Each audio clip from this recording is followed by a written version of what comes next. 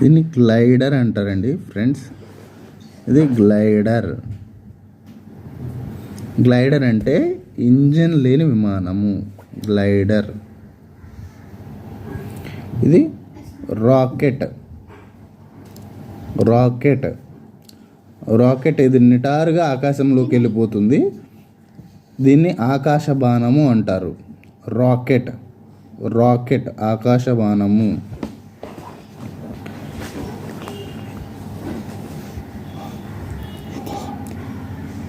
దీన్ని ఏరోప్లేన్ అంటారు.